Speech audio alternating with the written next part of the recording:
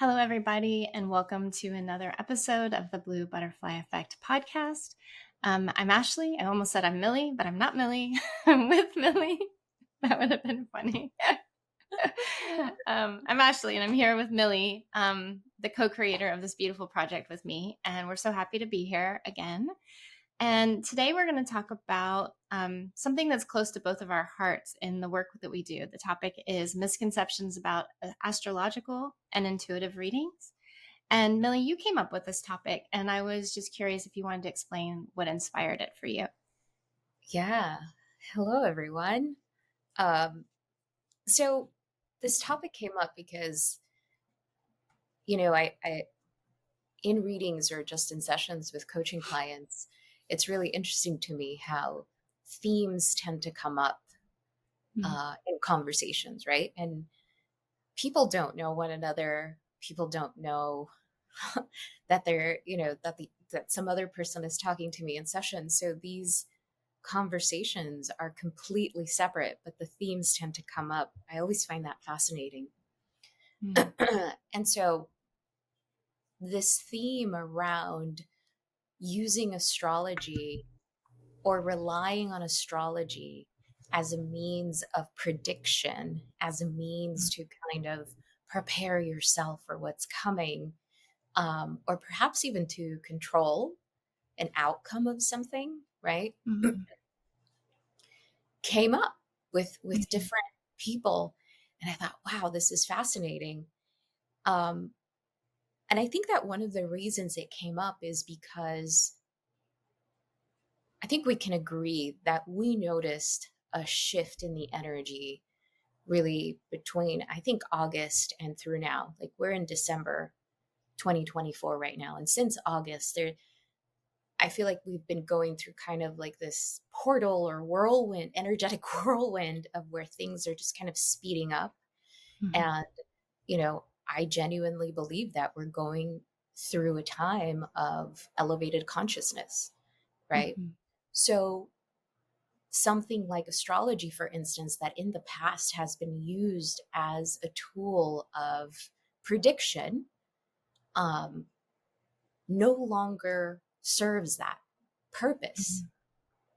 And so people are coming to their own awareness in some way, shape, or form of, oh, it doesn't work this way, and Mm-hmm. beginning to catch themselves attempting to use it that way. But what I love about that is what they're realizing is, even if I think, even if the words aren't put to that, is that your consciousness is elevating. And when consciousness elevates, when you have a greater connection to the whole, even if it doesn't feel that way, your intuition sharpens, Mm-hmm. right? And there is a willingness to let go a little bit more, even if that causes a conflict with your ego. It's almost like that intuitive light that exists within you gets a little bit bigger. Mm-hmm. And so, some of the things that came up were, one, the recognition of how perhaps some people were looking at astrology as, as a means to get ready for what was coming. um, and just someone else I spoke with mentioned how they tended to wait for a specific day at a certain time when an astrological event was to take place, and nothing would happen, right? And astrology, and I can understand why. I can absolutely understand why someone would would do that, especially if they're not well versed in astrology. It's Mm-hmm. presented that way. And I think that a lot of astrologers present it in that way because they're teaching astrology, and there are a lot of technicalities to astrology. But if we're using astrology as a tool for self awareness and spiritual evolution, I think we can understand that the spiritual world doesn't work in a linear way, right? Mm-hmm. And if anything, astrology serves as either a mirror or a reminder of, if this is happening in the sky, what is happening within me that potentially reflects that? Or what is Mm, this reminding me to ask myself? And mm, so, a huge misconception in astrology and astrological readings is, and I still get this, but my hope is that we're kind of growing out of it as a collective. I'm not sure, but is not going into these consultations and into these readings with the expectation this person is going to tell me who I am, what I'm meant to do in this world, um, like literally what career am I supposed to be on in this world, right? mm, Um, and what's going to come and what that's going to look like. Because I think there is a lot of that out there. And at least the way that I experience astrology and the way that I practice astrology, that is not the way at all. Astrology is a tool for self awareness and spiritual growth. mhm, So, how do we work with it to understand ourselves better? How do we work with it to ask more profound questions of ourselves and our experience and how that's helping us evolve and meet our soul's contract in this lifetime? mm. Mm-hmm. That's so beautifully put. It was interesting that before the election, weeks before the election, a lot of people, there were a lot of astrological predictions, um, and so many different outcomes, right? And it was a little scary to me to see like all these people saying this or that. It was like, I don't even want to go into all the possibilities, but I saw people close to me like watching those, and it was very confusing for them, and trying to understand it. But when we're looking for someone to tell us the future, we're in fear. When we're looking for someone to give us a guaranteed outcome, then we're in a fearful place. And that's totally understandable. It was funny you said things are really speeding up. And with this Mercury retrograde, it's like we're speeding up and we're slowing down at the same time. So I just want to say there's this weird chaotic tension Yep. between like my body wants to move so fast, but time is actually so slow right now. It's Yes. very strange. Um, Sorry, not to go on a tangent, but when we're talking about when we come to like an intuitive reading or an astrology reading and we're looking for an outcome, I think often we're coming from a fearful place. And that's just important to notice and to name within ourselves. There's a Mm-hmm. fear of the unknown. There's probably a lack of trust in ourselves or the Mm-hmm. world as to Mm-hmm. how this will play out. Mm-hmm. I also want to say with like certain events, I think there's things we're not allowed to know as far Right. as like, I don't like doing fortune telling or predictions. And I've just seen time and time again that there's some things we're not supposed to know. Like Yeah. I don't know. Like I just think that's important. Um, so I think when we're coming to these things and we're wanting a guaranteed answer, we need to notice or pay attention to what in me needs this, what in me is afraid. Mm-hmm. And as an intuitive, a psychic, medium, whatever you want to call it, my job is to facilitate a connection to the soul. And I think that's very different from what people think of as psychics. I think psychics are traditionally like fortune tellers. They see the Mm-hmm. future. And I think the psychic world, the intuitive world is evolving. I think Mm-hmm. mediumship is evolving. Mm-hmm. I think it's becoming more soul based. And I think each person that offers these types of readings is different. I think there are people that want to tell the future. And I think one of the things I would say is if you're looking to get a reading, really read the biography, read like what the reading encapsulates, read what this person's intention is, because Right. I think it's very dangerous when we tell someone's future, because we have free will. And Mm-hmm. so if someone says, well, I see you're pregnant, or I see you're getting married, or I see you're doing this, that person can start making decisions in their life to accommodate what that psychic said Mm-hmm. rather than ask themselves the question, is this what I want? Is a pregnancy, is a marriage, is this job harmonious to my life?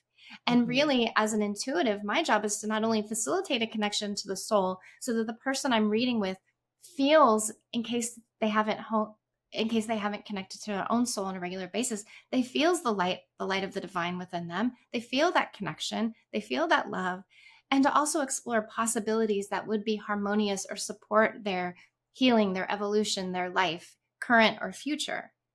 It's not for me to say, this is what you should do. Now give me money to tell you how to live your life. That feels dangerous to me Oh, and a bit nuts, yes. because you also have to think of the integrity of the person you're paying. Hmm. This person could say anything, Hmm. anything, Hmm. and they could not be coming from a place of love. They could not give a shit about you. I'm not saying that anyone who does that doesn't give a shit, but you have to look at the integrity and the intention behind someone that is telling you how to live your life and how dependent you are on someone doing that, Hmm. right? There's a Yeah. difference between supporting that connection to your soul and looking at possibilities versus someone telling you how to live your life. I think it can very quickly become, if we're not mindful, a codependent relationship, Yes. whether it's Yes. to That's such a whether good it's point. to someone, whether it's to someone you actually go to on a regular basis, or even someone you watch online on a regular basis. It can become such a codependent relationship to where people don't take or don't make decisions until they speak to this person. And then when they come to this person, it's like, I need you to tell me when, if I should do this, when I should do this. And look, I can understand like asking about certain times of the year, or, I can understand perhaps wanting a little Mhm. support, right? But when that's very different than just giving someone else the responsibility of making a significant life decision for you, right? Right. Because let's be real here. In astrology, for instance, there are cycles and transits, as we call them, or periods of time or seasons in which, yeah, I've seen the potential for someone to become pregnant, or the potential of a significant relationship coming into someone's life. But to your point, from a few moments ago, is that what you want, Mhm. right? And what does bringing life into this world mean to you? Because it doesn't have to be bringing a child into the world. What do you want to create from within you that creates light in the world, right? Mhm.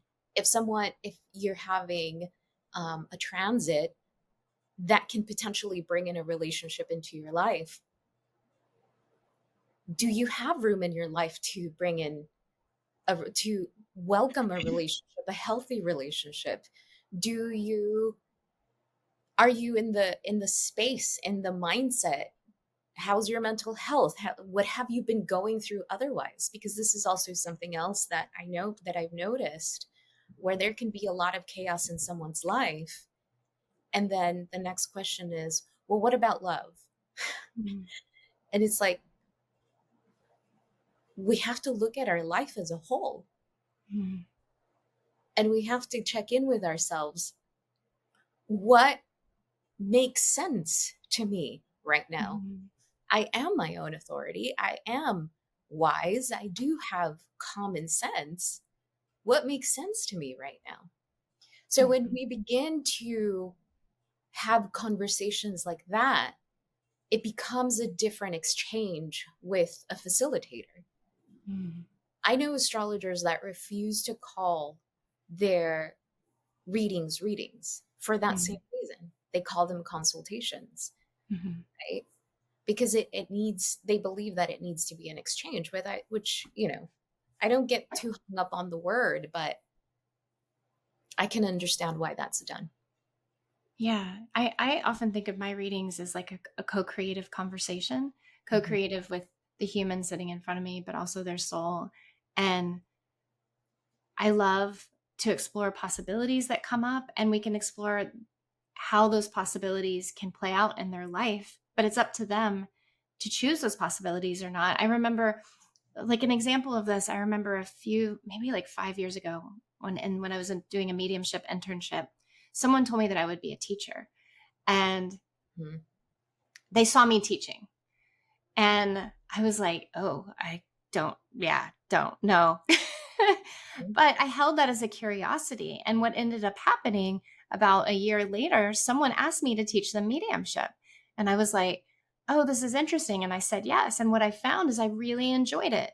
So something that I never imagined was seen as a possibility, like there was potential for it there. I said yes. And Mhm. then I grew my role as a teacher and begin to enjoy it and understand like how I wanted to teach and what that would look like. And it has taken me years to become confident or to decide how I wanted what I wanted that to look like. So that's an example of like what I think we can see in readings, but it was up to me to say yes. Mhm. So and I love this co-creative conversation of these are the possibilities I see. How does that feel in your body? How does that feel to you? Oh, this lights me up. This feels good. Or no, I noticed resistance to it. We can explore why. It's just not me telling you what to do. The Mhm. other thing I want to talk about is timing. Mhm. Divine timing is very different from practical world timing. It, like you just mentioned earlier, it's not linear. And so when someone sees, I see you could be a teacher, and this is in my astrological chart as well, Mhm. that doesn't mean tomorrow I'm going to go out and get a teaching job, right? I Right. mean, maybe it could, but what it means is there's that possibility there. But how long it takes me to decide or make that happen in my life is up to me. Mhm. And so there, I think sometimes when we get these readings, we think of timing as next week, tomorrow, next month. Mhm. And some of the things that other intuitives have seen in readings have taken years to develop. Mhm. Because again, this is part of my evolution and my growth and my healing, Yes, right? And we have to remember the timing, and astrological timing to me is also very similar. I agree because just because I can see someone potentially, I always ask, are you thinking, for instance, if there is a transit around the sector of home, are you thinking about moving? Do you have a desire to move? Or, I ask questions like that. And then the person can respond, no, I'm not thinking about it at all. And then it happens for reasons that they were not expecting, right? Mhm. Or a shift in home can mean a shift in their internal home, in their internal definition or sense of home. Mhm. So we want to open up our minds and we want to get curious beyond the definitions that we have been given with the language we have been given. Mhm. And I think that that can be difficult. I think Mhm. that can be difficult, right? It's like, well, home is home. What else am I supposed to think about that? It can be very linear, Mhm. right? And it's like, no, like you are your home. Your body is your home. Your mind is your home. Your thoughts create the environment of the home that you are to you, Mhm. right? Now, I again, I can understand that not everybody thinks in that way. And to keep an open mind that things can mean more than what they are, I think is important. Mhm. Does that make sense? Because that feels a little vague, right? We're trying to put words to the intangible because that intangible component is an experience. Mhm. And it's there for all of us to experience in our own way if we put ourselves in the position to experience it. Mhm. Yeah. Yeah. You're right. It's like putting words to the intangible. I think sometimes this wants to be taken so literally, Hmm. but Hmm. even like intuitive language, sometimes it's literal and sometimes it's symbolic, Hmm. and what that symbolism means to each of us is really important. Yeah. And I hope we're not confusing anyone by like this, it's just like it it's just the soul doesn't always speak in plain literal language, it's just that's not how it works. And I know for me, more than anything, my desire is to support others experiencing the light of their soul and learning to lean on that relationship more than Mhm. anything. Mhm. And for me, a reading offers the possibility and potential to do that. I think sometimes, even though the soul is, ever present part of us, some of our humans have never met their own souls. Right. They've never Oof. even had a conversation with them, right? And Mhm. if you come to me and you can experience that light within you for Mhm. even 30 to 45 minutes and you leave, and that's all you leave with is the feeling of, for that time, you were in the light of your soul and you felt safe and loved and just maybe a little bit different. That's so important to me. Mhm. And I feel like, you can speak for yourself, but I feel like that's something that you always encourage people to do. I mean, it's our built-in GPS guidance system, Yeah. right? That's what I like to call it. It's Mhm. our built-in GPS system. Yeah. And when there's nothing that beats that.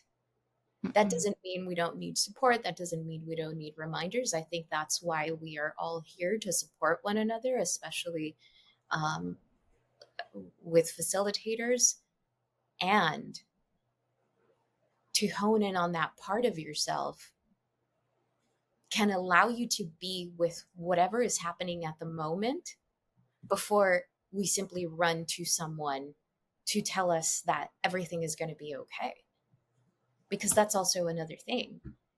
And one of the greatest misconceptions in astrological readings, um, I don't get this so much anymore, but I used to get it a lot years ago, was, oh, I thought you were going to tell me that, my person was coming. I Mm. thought you were going to tell me that this particular thing was going to manifest and that it was all going to be okay.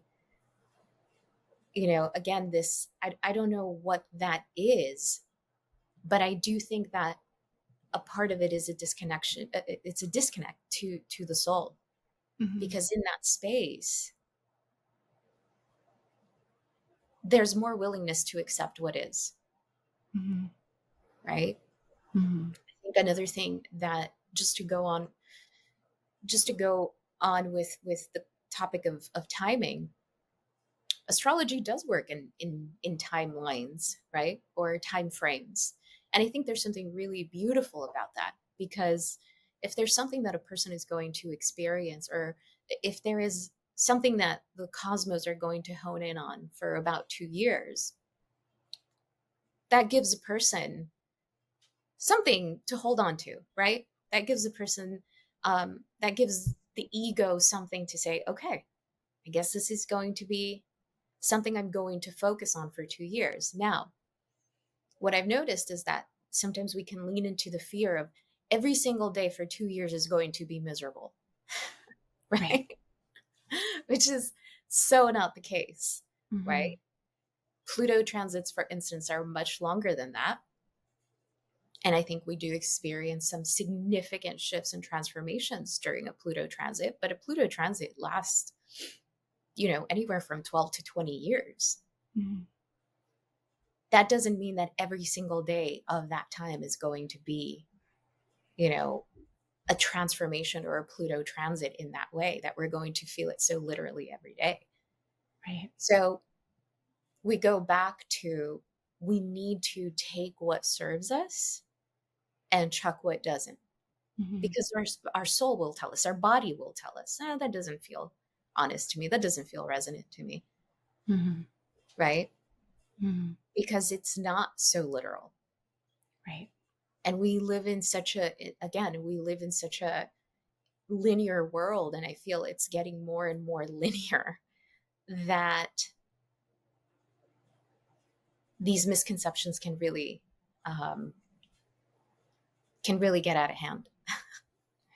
Yeah. And our need for instant gratification, our Hmm. inability to sit in discomfort and sit with the unknown, Hmm.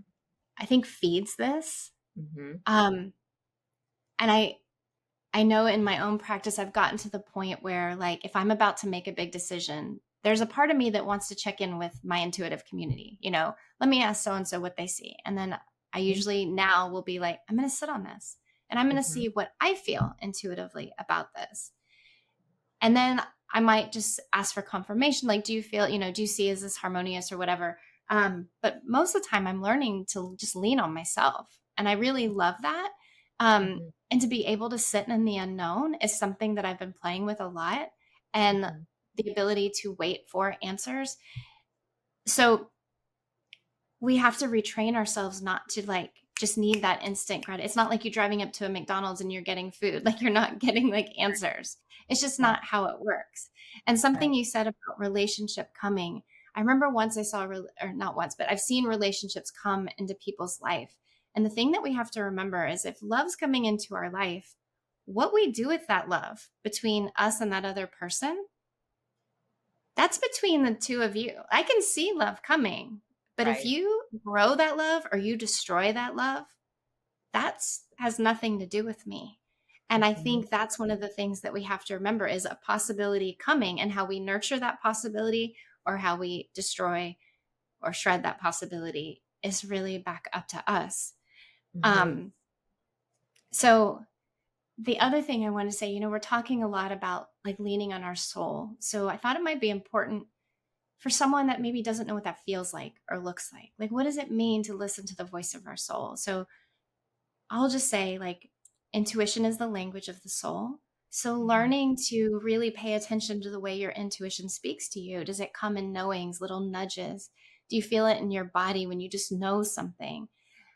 And I know I've probably said this in other episodes before, but intuition is the first answer before the mind takes over. So when Mhm. you get a nudge, when you get a knowing, when you get a vision, listen, Right. listen, listen, listen. Um, so I was wondering what you would want to say on that, because I know we have like an audience on that have different relationships to their soul and intuition and spirituality. Yes, I think that, and this is probably going to, I don't know how it'll land for people, but the intuition usually bumps up against the ego. Mhm. So the intuition will say something like, "You're unhappy in this job, you should leave it." Mhm. Right? That's what Yeah. the intuition will say. Because there's nothing more than soul and spirit want for you than to have a joyful experience, Yes. right? And so then logic and the linear thinking, but I have all of this to do, I have all of these things to pay, I have a family, and I'm not saying that that's not valid or untrue. I am just saying that intuition and soul work in the realm of endless possibility. Yes. Yes. And so I think that that's the part that can keep us from leaning into that, because then we get into the space of surrendering. What Mhm. happens when I surrender to the voice of my soul's truth? Yes. I don't know what's on the other side. Yes. What happens when my intuition, my soul tell me, you need to leave this relationship? But, and then the mind comes in, but we share a mortgage and we have kids and we have dogs and, the mind will always go back to what it knows. Right. And really, when you think about it, the mind is only listing your 3D reality. It's not really making a case, it's just listing facts. Do you Only know? in what it knows, what's familiar to it. Exactly. Yeah. Leaning into our soul, into our intuition, will usually do that. It will, it can make the ego feel like that is too big. That is, I'm just not going to do that. But the Mhm. soul and the intuition live from a space of possibility, and not just baseless possibility. This isn't just happy thinking. Mm-mm. This is real. And I Mhm. invite anyone listening to think about how throughout your life you have been through certain things that have been difficult. And if you're listening to us, then you have overcome every difficult situation that you have been in. But it Mm. required, whether through choice or by finally the universe force, to get to the other side of a situation that perhaps you initially felt was difficult. I think that's important to name because I think that it happens more often than not. The intuition will invite us to go to a different level of ourselves that we might find fearful. Now, I will also say this doesn't include forcing someone else to be in a situation that they don't want to be in with you. This doesn't Mm. involve or include forcing a situation that is not easily unfolding for you. This doesn't, that's ego. Right. There's no force in intuition. No, there's no force there. There's just a knowing. Mhm. Yeah, I'm curious. How does that land for you?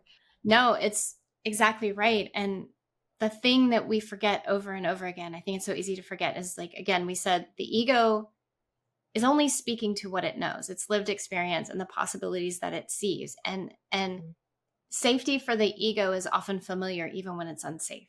Like the ego often is afraid of growth and is afraid of change. And, it kicks off that amygdala survival mechanisms.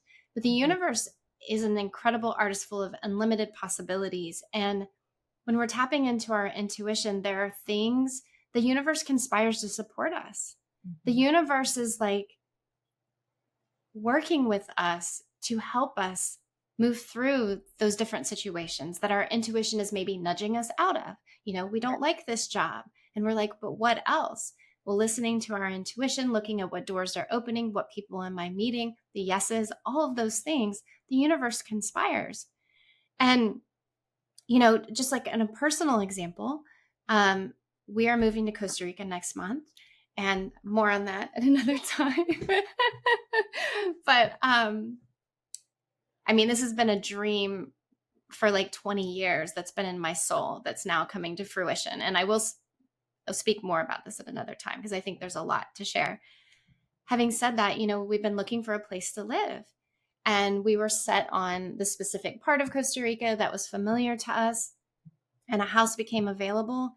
And as I sat with this house, it just did not feel right in my body. Like I felt agitated, I felt shut off, I didn't feel excited. And I was just watching that, and I was walking with that for a few days. And I started, thinking, what else? And I started exploring other parts of Costa Rica, ones that I've never been to. And I mhm, found, a communication with a woman that I had dropped off. And I just remember reaching out and saying, is this still available? And she was like, yes. And we ended up signing this lease for this other house that in a place that I've never been to. But as soon as I started communicating with this other woman, my body started to breathe. I mhm, started becoming still, like I started becoming excited, like it felt like my heart began to open. And I want to give that as an example of like, that was me listening to my intuition. My ego was trying to go to something familiar, even though my body was like, this doesn't feel right. mhm, And my heart was like, what else? mhm. And then it opened to this beautiful thing. And I'm like, even more excited. And so that's just like a practical example of how we can use this. And then what it required was me slowing down, taking the time I needed to explore the possibilities, and then making choices based on the language and the way my soul communicates with me. Right. So I think So, it's important to name here, like, where do facilitators like you and I come in when someone is yes, like I know experiencing I'm getting off topic.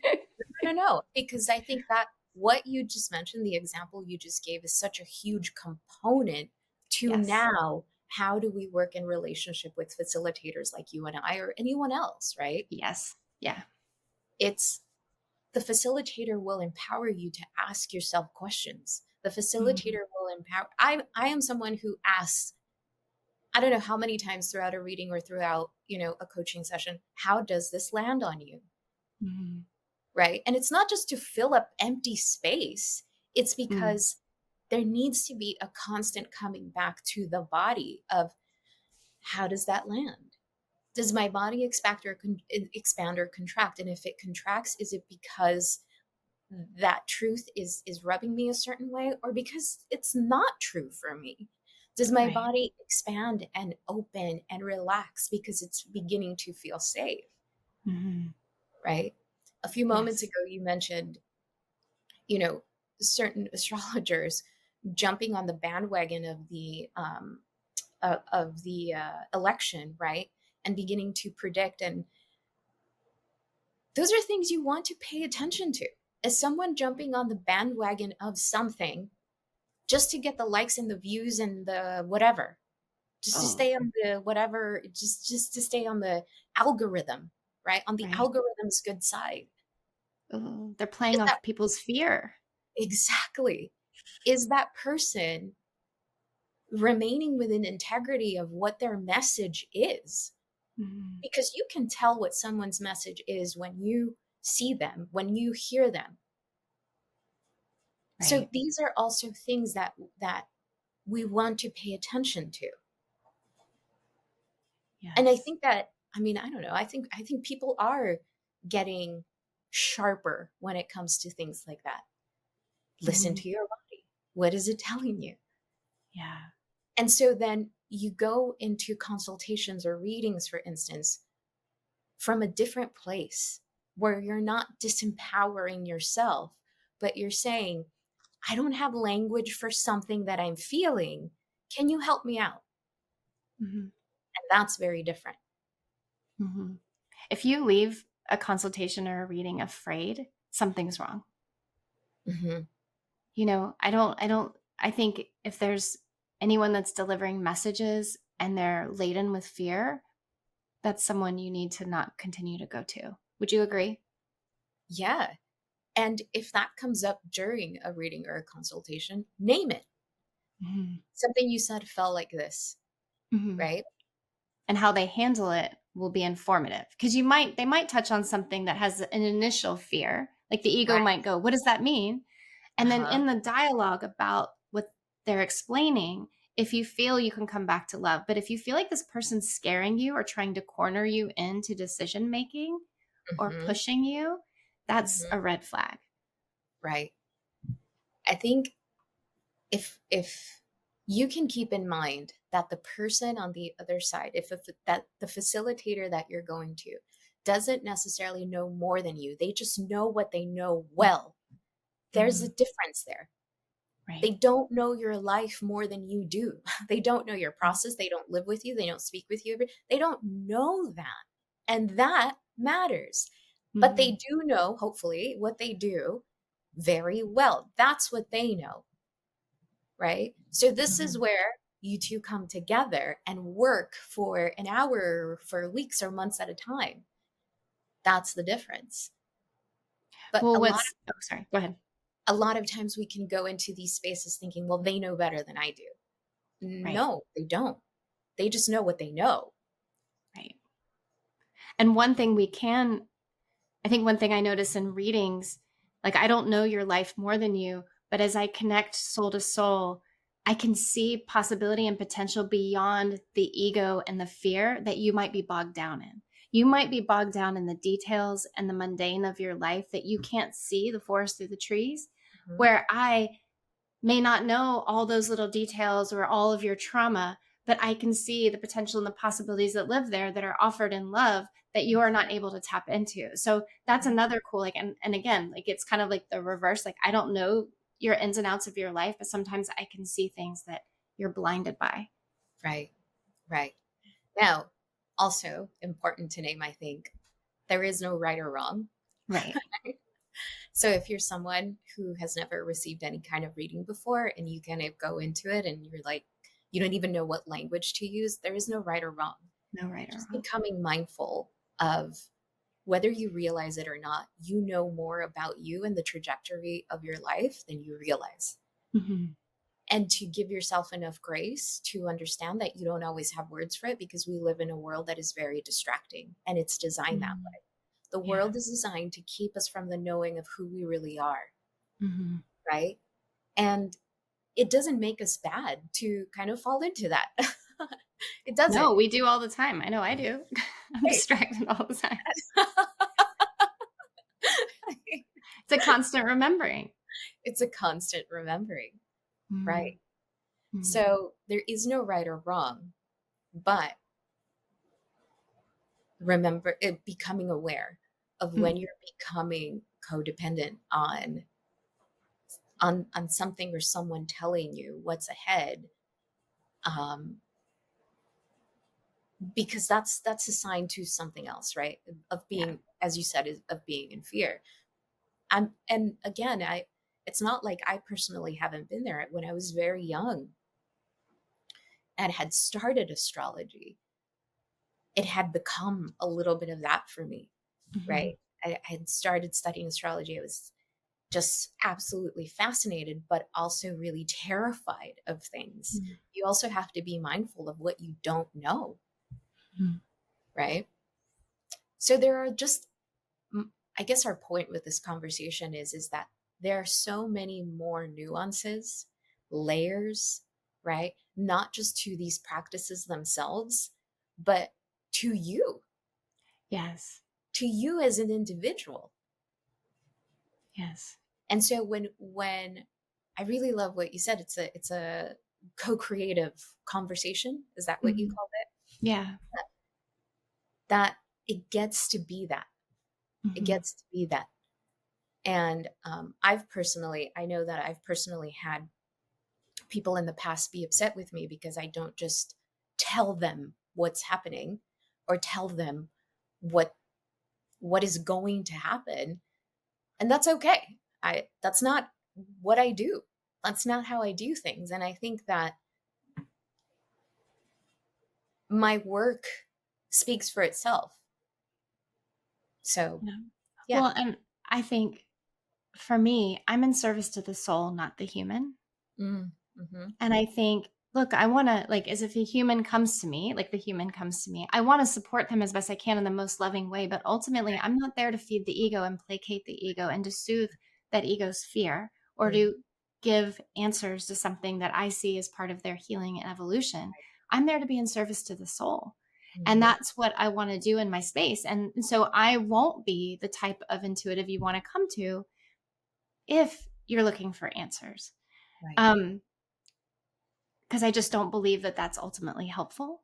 No. And I would like, I would like as a therapist and a medium, I'd like my job to be obsolete at some point where you get to do all this on your own, right? That's like what I want to do as a teacher. I want to give you the support so you can take this and live your life in the way you want to, and lean on yourself. Um, there Yes. was, oh, sorry, go ahead if you want to say anything about that. I just want to say that is such a good point. That is such a good point.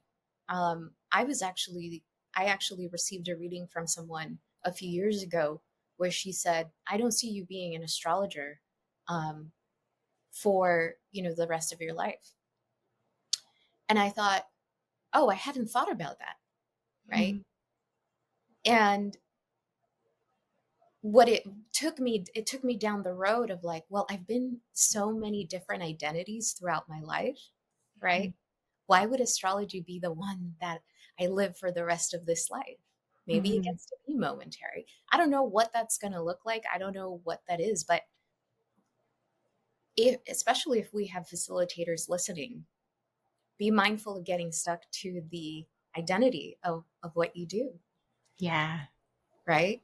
Mhm. Because we do what we do is such an honor, but it's not ours. No. This wisdom, this knowledge is not ours. Mm-mm.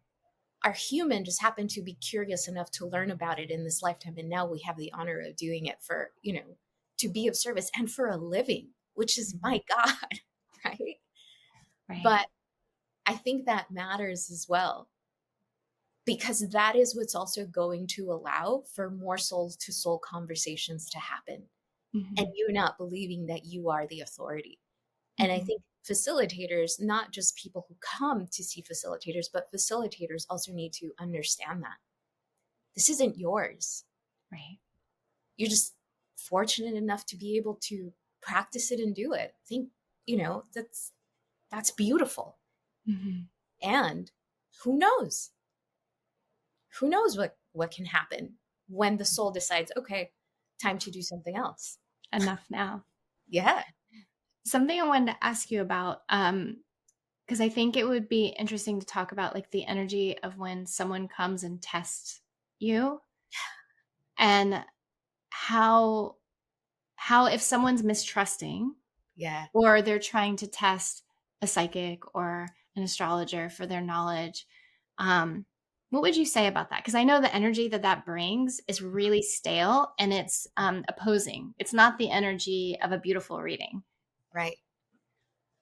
I've gotten to a point in my own practice and just with age that I don't have the tolerance for that.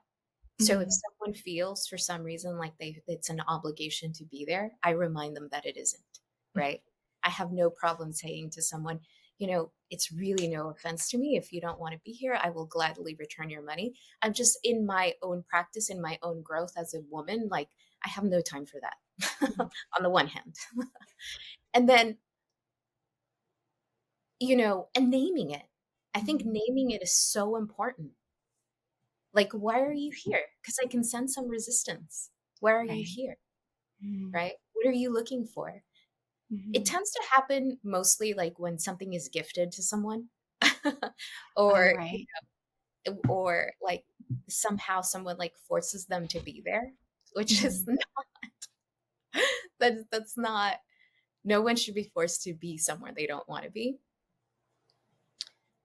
But when the let's say that the reading goes on and you can sense a lot of resistance, I think naming it is important, right? And when I was younger, it used to really like hurt because then I would think like I was doing something wrong. I would think that, oh, I didn't do a good enough job. I didn't tell them what they needed. But that was all ego. That was my very younger ego trying to, I don't know, be the savior or whatever. Right. And Right. then I realized with enough time and enough practice, it's not because I'm so good at what I do. It's because I've come to realize how much of a soul to soul connection this is. And if someone else's soul is not open, the reading is Mhm. not going to go very far. Mhm. Right. So Yeah. if an adult, through their own volition or not, is there, you have to speak to them like an adult. Mhm. I mean, that, at least for me, that's where I'm at in this practice.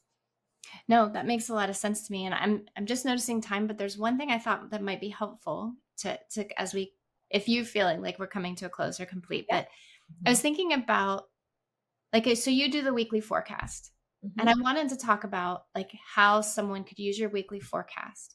Hmm. And I wanted to share that when I listen to your weekly forecast, something I do is like I hear the energy you're talking about, and I check in with my body and like my day to day up to that point, and I check in, have I noticed this? Hmm. And a lot of times I'm like, yeah, I have noticed that. Mercury is in retrograde, got a lot of Mercury. I can feel it. The full Yeah. moon is coming. I can feel it. Right. And so I listen to your forecast and I hold it as a framework for the week, Hmm. as like potential or possibility in the air. And this is what I do when you give me a reading for my chart, like a chart reading. I Hmm. like hold it as a framework, but what I notice is it's in me, but it's not the thing I lean on.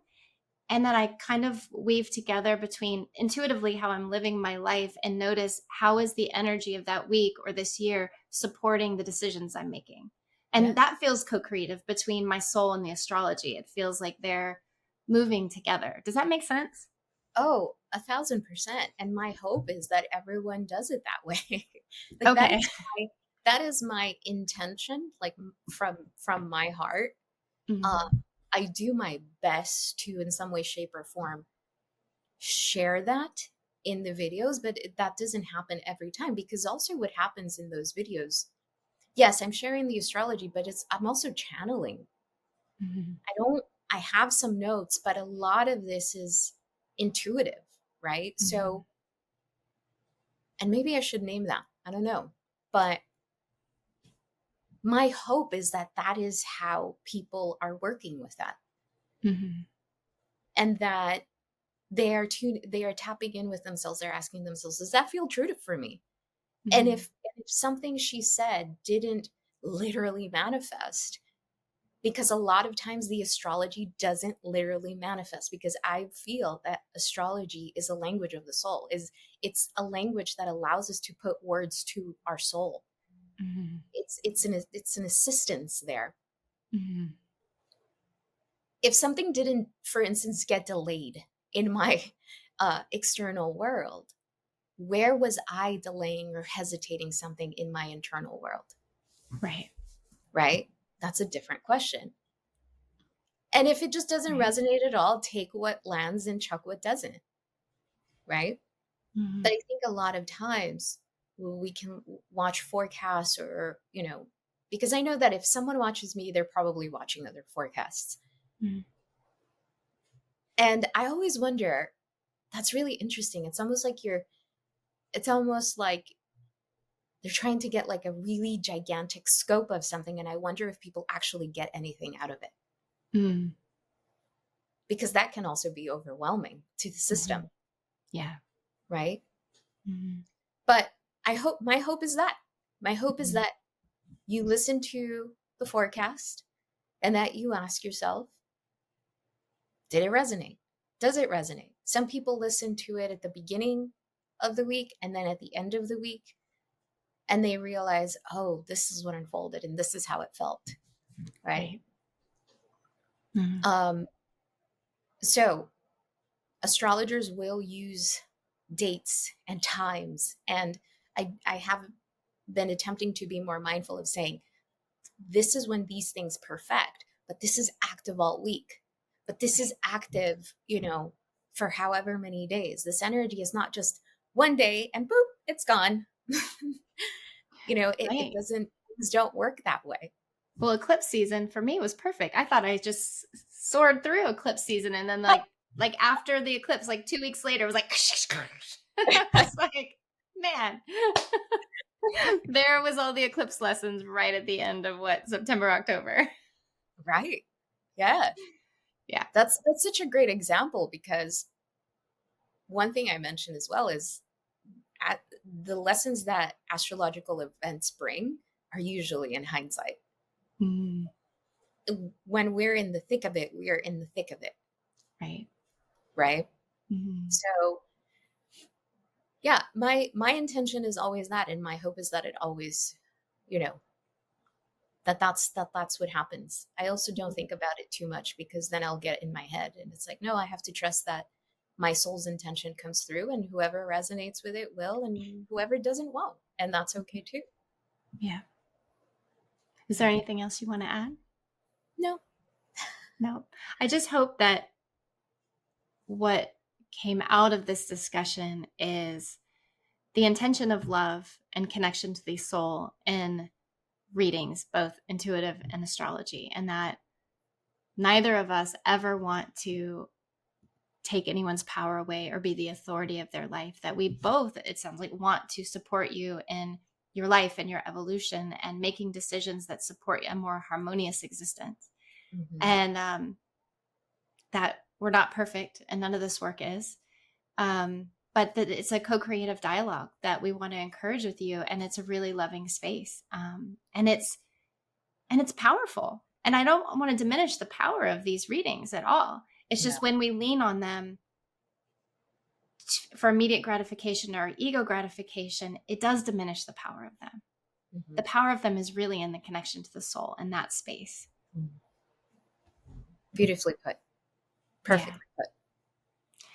So before we close, do you have anything that you want to share or offer your offering? So I'm still running the 2025 year ahead reading. If anyone is interested in that, we'll get to look at the astrological energy of the year ahead, some of the lessons that that's bringing. I'm really excited for 2025. I think it's a transitionary year, but with huge soul lessons. Um, and of course, the weekly forecasts on YouTube, hopefully that can be of some assistance.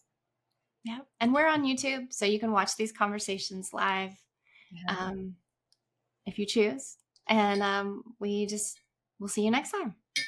All right. Take care. Bye.